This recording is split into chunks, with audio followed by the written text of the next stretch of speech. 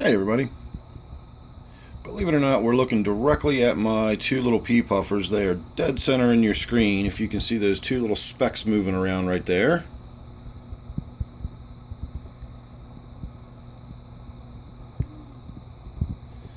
They're both really camera shy.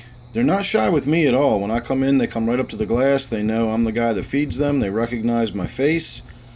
But whenever I come here and I've got the camera, they definitely act differently. So maybe if I shoot more video of this tank, they'll get a little more used to it. Although my puffer in the basement, I do have a brackish tank downstairs with a puffer in it, and after all the years I've been filming him, he still gets really sketchy whenever I break my camera out, so I'm not really sure what's going on with that. Excuse me. So I just wanted to shoot a brief video of this tank today. I did a water change on it. I'm still dealing with a minor back injury, but I'm getting better. I'm on what I like to think of as crippled running. I'm able to get some stuff done, but it's a struggle, and I'm not really videoing it or anything like that. So I have been getting a few little odds and ends done during the week, and this is one of the things I got done today, was a little bit of a water change. If you look at the back glass, you can see how it's sort of cleared away, but it's still got patches of darkness and goop and stuff like that on it. I have a never-ending battle with cyanobacteria in some of my tanks. It just never goes away, even when I treat it. It's just sort of part of the maintenance of the tank, of cleaning it out of there. So today what I did was I got in there with a siphon hose, not a gravel vac, just a hose with an open end on it.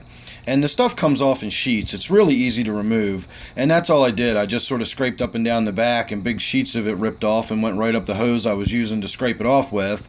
And I got a lot of that stuff cleared out. I wish I had gotten a little more cleared off of the top of this fake cave, but I didn't, and it's no big deal. Ah, there he is. I've been looking and looking for the last 5 minutes or so. One of the things I did today was I added a rubber lip Pleco, and if you look right there in the corner, right up next to the silicon, you can see that little rubber lip Pleco right there. So I've had him in quarantine downstairs for a while. I guess you can kind of see him there. I'm not really sure what we're focusing on. I can't really lean around this corner very much.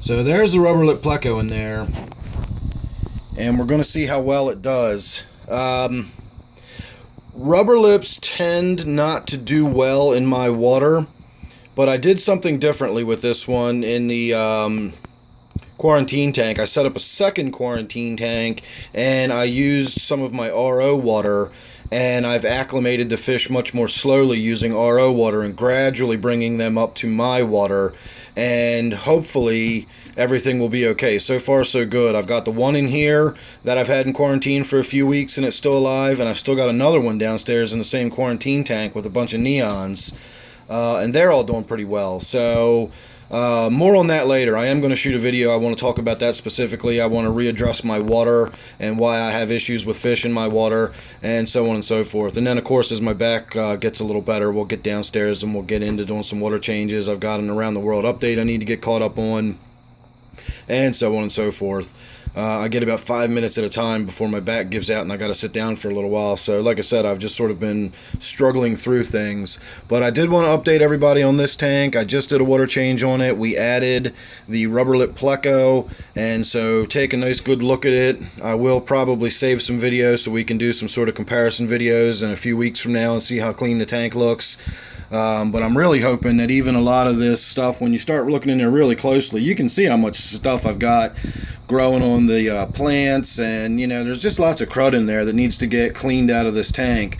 A lot of it, as I said, is the cyanobacteria, and the fish don't eat the cyanobacteria per se, but if they're just grazing on the off-bucks and they just chew their way through and scrape across it, they will sort of inadvertently eat it and clean the tank. So I'm interested to see on this fake cave here that I didn't sort of give it a head start and get it a little bit cleaned up. I'm interested to see if that Pleco, which isn't technically a Pleco, but we'll just call it that for lack of a easier way of saying it. I'm interested to see if that rubber lip will chew the or clean the fake cave here now that I haven't given it any bit of a head start. But that's the point of this video. We're going to get a little documentation of what it looks like now, and as time goes on, we'll see how well the fish does cleaning it up. So my back's starting to light up. I got to get going here and get sitting down again, put some ice back on my back. So thanks for watching. Make sure you're subscribed. Don't forget this one is my Pea Puffer Tank. And the aforementioned brackish tank in the basement actually has my figure 8 puffer in it. So thanks again for watching this one. See you real soon in the next one.